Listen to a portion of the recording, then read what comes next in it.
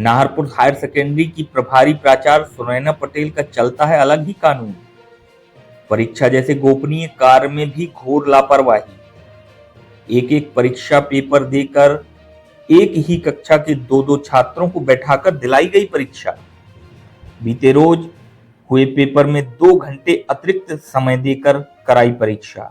Naharpur higher secondary संकुल होने के साथ साथ कुछ समय से मीडिया की सुर्खियों में भी चल रहा है।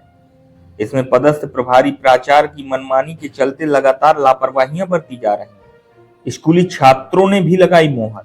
जब इस संबंध में प्रभारी प्राचार्य श्रीमती पटेल से पूछा गया तो उन्होंने लाइट न होने का बहाना बनाते हुए इस लापरवाही को स्वयं ही कबूला। बीईओ डीआर पटेल का कहना है कि परीक्षा जैसे महत्वपूर्ण कार्य गोपनीय होते हैं। अगर प्राचार्य द्वारा ऐसा कृत्य किया गया है तो जांच कर कार्रवाई की जाएगी। आइए सुनते हैं क्या बोली प्रभारी प्राचार्य सुनैना पटेल व छात्र।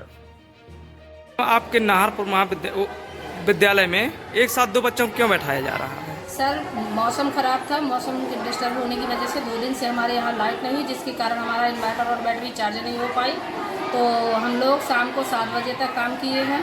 तो उसमें कुछ पेपर शेष रह गए थे निकालने के लिए, जिसकी वजह से हमें एक सीट पे 2 बच्चों को शिफ्ट करना पड़ा।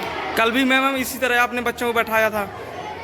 नहीं, कल तो हम लोगों ने बोर्ड पे बच्चों को, जब लाइट नहीं आई तो बोर्ड पे बच्चों को ऑलरेडी पेपर लिखाया हुआ था, और पेपर लिखाने के बाद हम लोगों ने बच्चों को अपनी अपनी सीट पर एक एक करके ही बैठाया हुआ था।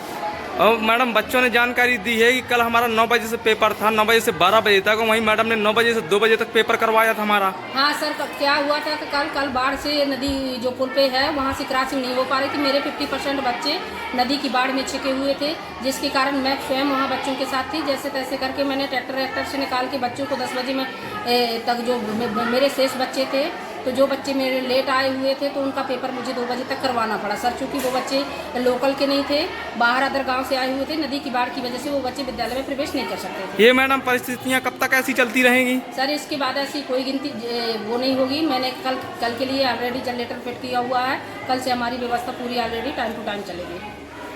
आपके नाहरपुर में आपका पेपर आप लोगों को कम कैसे दिए जा रहे हैं? अच्छा, लाइट के माध्यम से पेपर नहीं छप पाए हैं। तो आपको एक पेपर में कितने लोगों को बैठाते हैं? 2 लोग। अच्छा, एक पेपर में 2 लोगों को बैठाते हैं।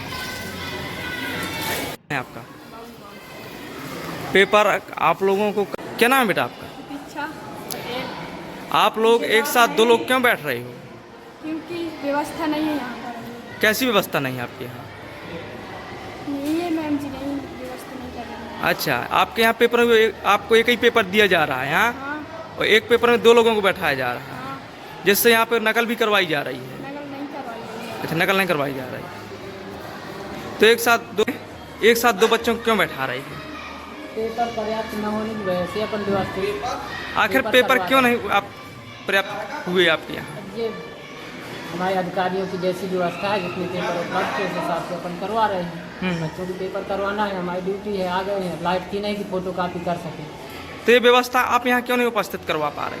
ये व्यवस्था उपस्थित कराना हमारा काम नहीं, अधिकारियों का काम है। प्राचार्य महोदय कराएँ अपनी व्यवस्था।